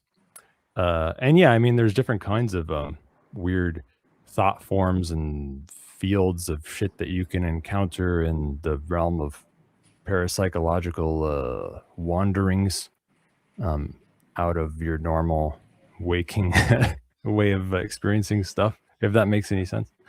Um, I think but all yeah, autistic people should experiment with psychedelics because it makes them realize that there's more than just the shit in their head, Like, I wouldn't say like, I'm religious or that I believe in God, but I do know that something is out there is keeping this whole thing going, and you can tap into that thing, and that is what people call magic. And it helps you see the world from a more healthy reality based view. if you like autistic people on DMT, you should look into Sky Huddleston, uh, our friend of ours who he's building like groundbreaking energy technology. He's building the Bork engine uh, and shit like that. He had a crazy experience on DMT um, where they showed him some sort of crazy engine that made total sense to him, and he saw like how it looked inside and everything, and they said, "Don't come back until you build this." But and he's like one of the most autistic people, not in the sense of obviously extremely autistic means like not talking at all or looking at anybody, but like in terms of the stereotype of the highly functioning autistic guy, he's one of the most stereotypical ever, like super intelligent genius who's really really autistic. We have some videos called second realm speed dating. It's him talking to like a half naked chick who has like a stream, and she's doing like speed dating with people call in, and for some reason they got him to call into the show even though he's asexual, has no interest in women. You might be entertained by that. That's iconic. I uh, mean, the reality is, like, I think so, like, and I talk about this a lot because autism is a special interest of mine. It's not like a not autistic sort of thing. It's like a circle on like what flavor of autism are you, right? And the nonverbal thing, I think, see, autism is known for having comorbidities, And I think that nonverbal side of it is actually a comorbidity and not necessarily autism itself. Oh, that's interesting. I haven't heard that take before. That's an I interesting mean, it's thought. just my experience. The majority of people that I would classify as autistic are not at all nonverbal. No, It's a if very anything, they talk small, more. right. We overshare, like we info dump is the term for it officially, like Well, I I mean think the idea is like if you're just dialing down the social skill dial, then eventually you'll get to a point where you have such little social orientation that you don't look at anybody or pick up talking. I guess that's the idea. well, realistically, those people, they need psychedelics, they need That's an interesting therapy. idea. I mean, most people who are like that, well, not necessarily, but there's a lot of people who are like that for life. But that's interesting. I don't think anyone's researched psychedelics for, well, that's probably not true. Maybe someone has researched I mean, I psychedelics. feel like if we were to harvest like testimonials from Acapulco ceremonies, because we host retreats and ceremonies every year, that right there could count, because there's such a high Because everyone's percentage. autistic there. Yeah, basically, like the majority of people are autistic that come to Acapulco because you kind of have to be really deep into this stuff, Well, let me ask you this. When they're cured of autism, do they come out hippies? Because I don't know if that's an improvement. Okay, so no, like in my opinion, you can't be cured of autism, right? Like I'm what I consider a I'm teasing you. well-regulated. Yeah, and of course I'm assuming that you're serious, right? But you can't be cured and you can be regulated. I consider myself regulated, but you can't be cured. But when you become regulated, that's when it stops being a disorder and starts being a superpower, Well, there's definitely benefits to being more systemizing versus socializing. I mean, socialism's kind of just a bunch of bullshit. Systems are where it's at. Well, You like point a gun at it's a someone. question of effectiveness, like how Yeah. much how effective are you actually in the world. Yeah. Yeah. I'm actually teasing. Social skill is highly valuable, but it's just that systems are way cooler than people. That's all. Comment. You may have the power of privacy, but I have the power of dipshit. Thank you. Comment. Always so confused when the show starts. It has already been a week since the last Thane hour. I was meditating in my garden for a week straight until my hair started turning into an ecosystem for night crawlers. What types of work have to be done for the great LARPening to start? What groups or tasks need to be present in societies to, well, exist? In current societies, what is the purpose of influential people, governments, companies, secret societies, etc.? What about future societies? This could be a show topic, maybe. Fanta virus sounds cool and might taste good as fuck, by the way. Thank you. Orange Fanta, maybe. For the great LARPening to start, I mean, honestly, it could have happened at any point. We already had market anarchy with subscription-based security and arbitration in like medieval Iceland and in Somalia and shit. So we don't need the technology that I talk about all the time. But yeah, what I want is tokenized private mesh networks, encrypted distributed data stores, secure distributed computing, and then you compose those things to make all kinds of other dApps like fucking decentralized marketplaces, and then you got insurance, and you got outlaw insurance, and you got security. Okay, we start doing the things like people are covered for parking tickets and shit. So then we start. It makes more sense to cut down the cameras or something than to pay out the parking tickets or whatever. As for the role influential people play, some of us are born vampires like me, like Thane Riddle, knowing that we are superior to the rest of humanity, that we are the predators and you are our natural prey, that we are the next stage of evolution. But these fools, my brethren, okay, believe that they should harvest you and control you as they did in ancient times. And I think that's fucking gay, and socialism doesn't work, even if you've got cool vampires who are actually inbred retards controlling everybody. And I don't believe in that. I think the market is better. And so I am like Prometheus, okay, stealing fire from the gods. to gift it to you. Use it well. Yeah, that's some autistic shit if I've ever heard it. Thank you. I mean, you're welcome. But I was just like, wow. Yeah, that's a perfect example. Perfect Thank you. example of what we've been talking about. So what other cool shit are you into? What else are you What- fucking doing? Oh man, like, well, I mean, something that was brought to my attention during a Acapulco team bonding mushroom trip was that for a person afraid to travel, I sure do travel a lot. And I know, I've me and my cat alone, and I'm looking over there because she's sitting on her lazy boy recliner. We have seen more of Mexico than most Mexicans have, and this country is pretty special. I mean, even if I could go back, I don't think I want to, and my long-term plan is to get my passport and everything sorted out, get my Mexican passport, and then renounce my US citizenship. So, Well, good luck. I've seen a lot of cool shit in Mexico. Mexican coffee is better than almost all other coffee. Like Colombian coffee is crap. I mean, at least the stuff that you get outside of Well, Colombia. what's it like? Like, describe it. I mean, Mexican coffee. Mexican coffee. I mean, and not all Mexican coffee is the same. There's like really three main producers. There's Veracruz, there's Chiapas, a little bit in Oaxaca, and a little bit in Guerrero. But there is just more complexity to the flavor. Whereas, like, all the other coffee I've tried from other places, maybe it's because it's shipped from those places and what we're getting here is fresher, but there's something truly special, specifically about coffee from Veracruz. I went and I visited a coffee plantation there, and it was one of the coolest experiences of my life, really. And I still drink their coffee. You can buy it on Amazon.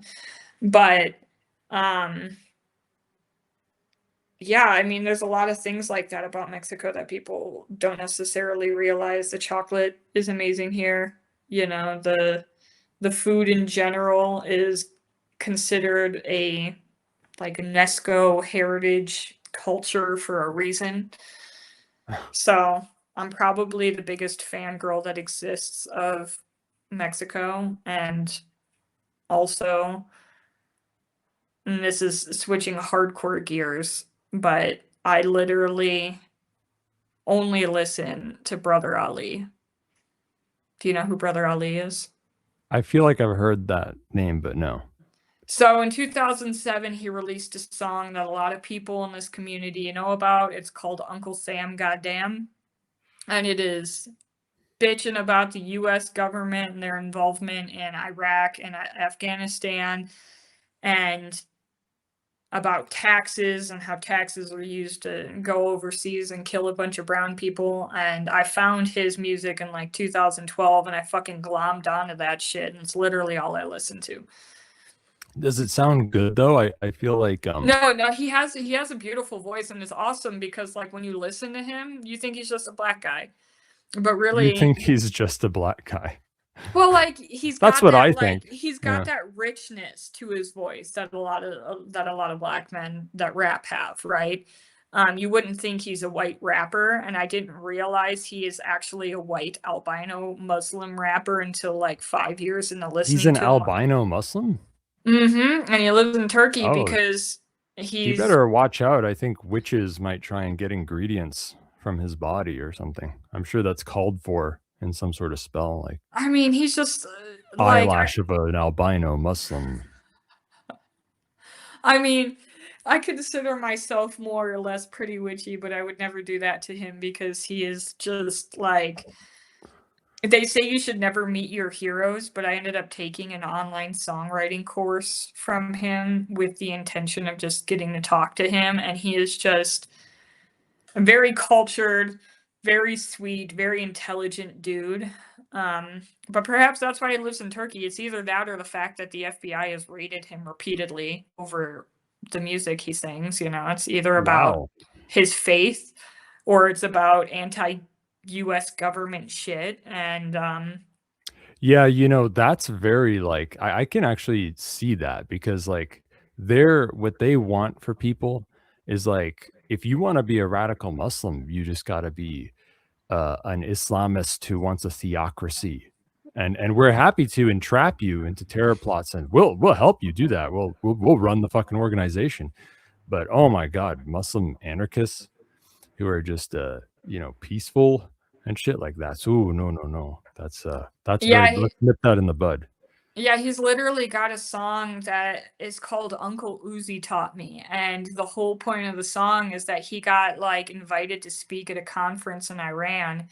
And they were egging him on stage, like, come on, sing Uncle Sam, goddamn, like perform. And so like, he's got to give the people what they want. So he did, without realizing that rap is illegal, or at the time was highly illegal in Iran, let alone rapping Everything's about the illegal US anyhow. government on national television. And like he was kind of like stranded there for a while, and he was getting death threats from a lot of people there, for doing that.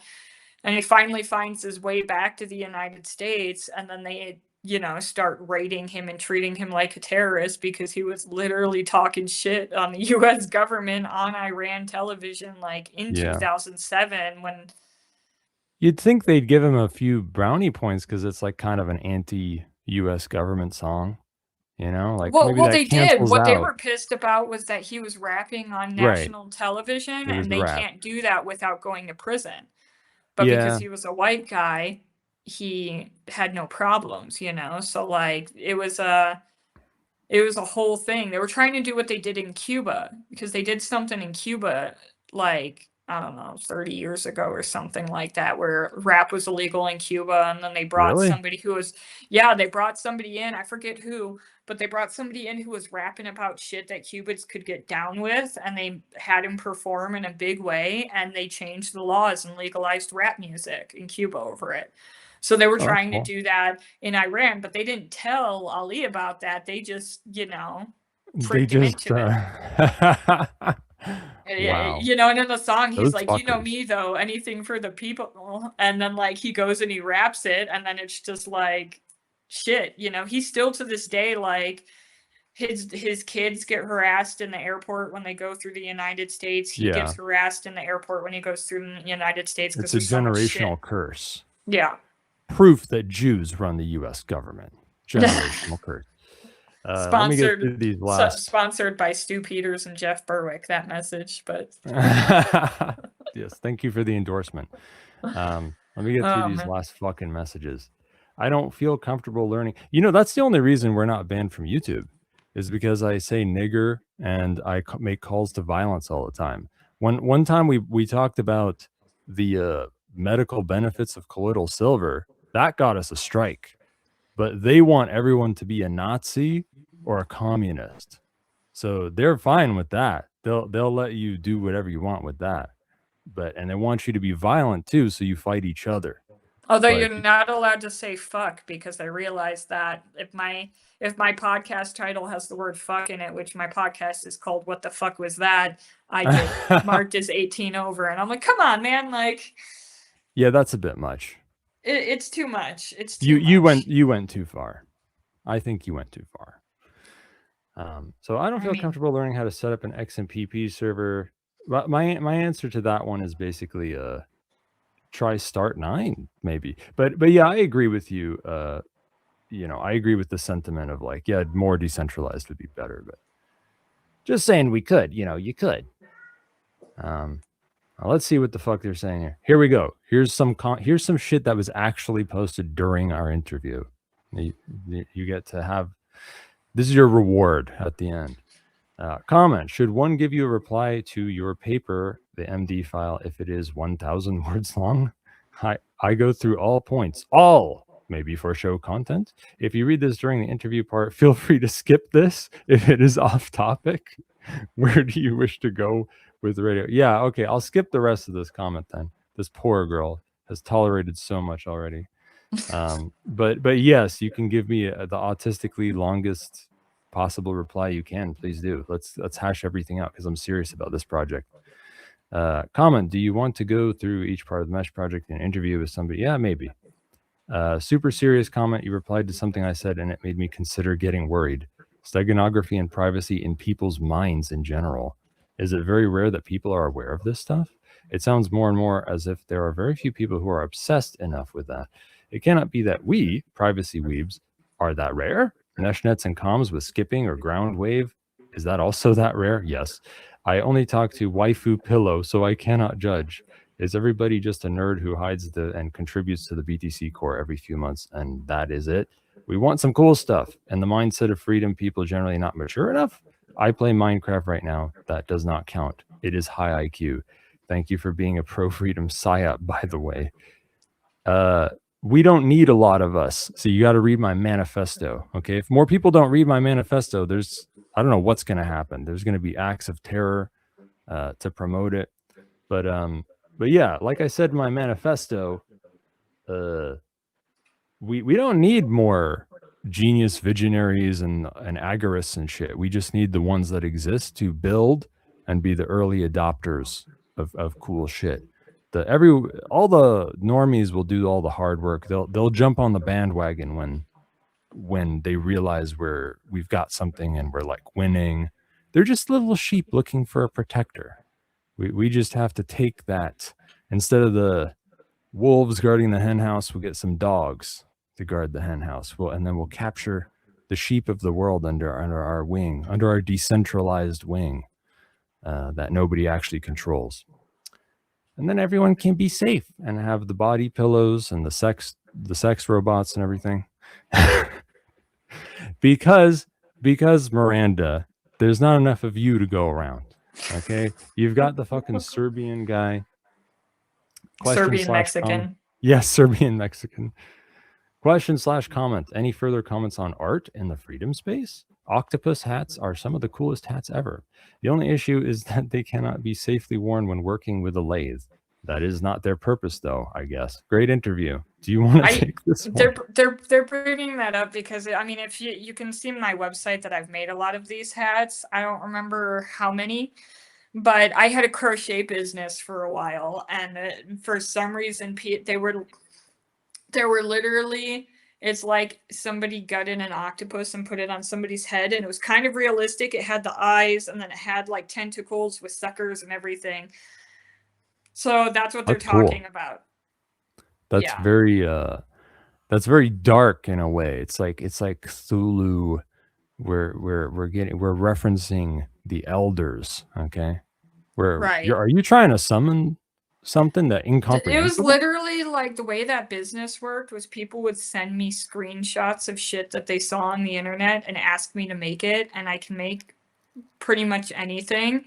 And that was before like my web design business really took off, and I've kind of abandoned that because after shipping and materials, it's like less than $2 an hour to crochet for a living, and even in Mexico, raise the prices. I mean, I did, but here's the thing: is like nobody wants to pay $200 for a hat. Then the problem solves itself. Exactly. So, you know, like I do take on occasionally, like somebody will reach out and be like, yes, I'm willing to pay $400, $500 for a sweater, do it, you know, and I'll do it. But like, I am not making $35 hats and $55 anarchy plushies. Like I was making these anarchy teddy bears with a little hoodie and an anarchy A. I'm not doing that shit anymore just because. What if, I don't really know how this shit works. Maybe you could get a mass production thing going, a small run. You can't mass produce crochet. It has to be done by hand. Maybe it doesn't need to be crochet. Yeah, but the reason I do crochet is because I like crochet. Like even to this day, I have a project sitting right here, you know, like I like the process of it, which is the whole reason to do it. I didn't start it because I wanted to start a business. I started it because I was traumatized and losing my shit and needed something to do with my hands to keep from having a fucking meltdown, you know? So Oh yeah, but then you always have a sharp object. I mean, there's nothing wrong with that. True. Yeah, there's nothing wrong with that.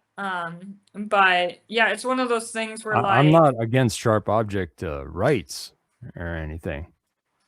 it served its purpose, that business, you know, like I got a lot of support. I had a lot of fun with it. And then I realized I was a crochet artist that didn't own anything crocheted because everything I made, I sold, you know? And so like 3 years of nonstop crocheting hundreds of items, and they're out there in the ether. Like people are still wearing the octopus hats and the cactus hats and the sweaters and That's stuff pretty that I was cool, yeah. making. Yeah. They sound cool. I haven't actually seen one, but it sounds cool. Last I mean, one, finally. go Comment. ahead. Thane, Pikachu VTuber would be cute.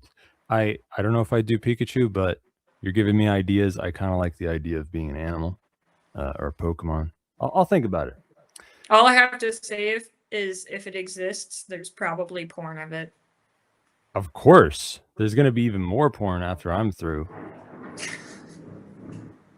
So, Oh, Jesus. all right. Thank you so much for tolerating us. The first and last female guest, the famous. She doesn't want to be called Lily Forster anymore because the name is cursed. So it's Yeah, Miranda. I don't need any more trauma. I'm fucking sick, guys. Was it Miranda something? Miranda Webb. Miranda It's the Webb. name That's right. It's the name my parents gave to me, but they did a good job, you know? You could get a new one too. I'm good. I like my Okay. name. I like my That's good. name, you know? It's nice here in Mexico because it's easy for the Mexicans to pronounce, you know, it's Oh Miranda. yeah. So they think I'm lying. I think they think I'm making it up, but no, that's the real name, you know? So Yeah. Well, plug all your shit, all the links, all the things. and there's only two. There's MirandaReneeWebb.com, spelled as it sounds, and that's where you can find my podcast. You can find the crochet stuff. You can find how to hire me to build your websites. Which that's my favorite thing to do work-wise. I love building websites, especially for freedom people that don't trust nobody.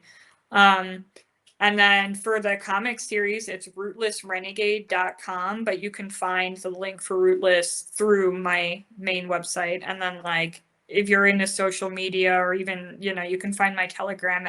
You can find all sorts of ways to contact me through my website. That was the point. So, yeah. I heard a rumor that you were kicking around the idea of maybe doing something on the PAZNIA radio network.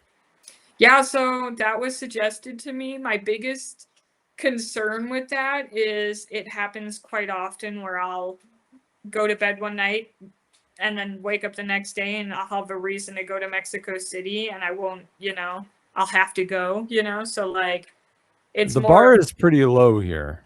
yeah, I've been told all I have to do is just find people that want to talk to me and give them a link and show up. And that, you know, it's appealing for that reason. I'll probably find a way to work it in. It's just a matter of like being realistic about what I can commit to with my already kind of ridiculous schedule of, well, I put a working. really, really embarrassingly low amount of effort into this show. Yeah. And I'm pretty famous for it. And I think some people like that. So it's about time, you lazy ass son of a whore. Thank you. So thank you for being with us, Miranda. Yeah, thank you for having me. Interview. It's been a lot of fun. Thank you. Go to PAZNIA.com/SimpleX to see all the fucking SimpleX chats of various different categories, especially the P2P chat, the Anti-National Security Agency, because I'm starting a mesh network project and I want more feedback on fucking the core principles and shit.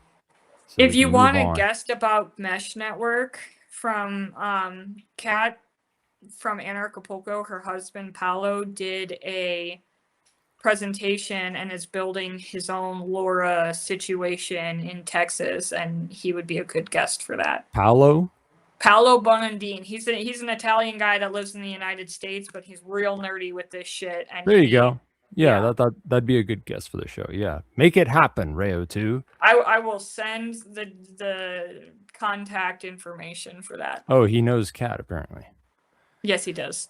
Yeah. And if you have any military-aged males or anyone who's going to be like 13 to 25 now or 10 years from now, tell them that we're on TikTok at PAZNIA Radio. And also, I am a super serious privacy and security consultant, okay, who's really good and cool. And you should give me money. I'll help you with things. Go to vonupodcast.com/CD and get me on Session or SimpleX.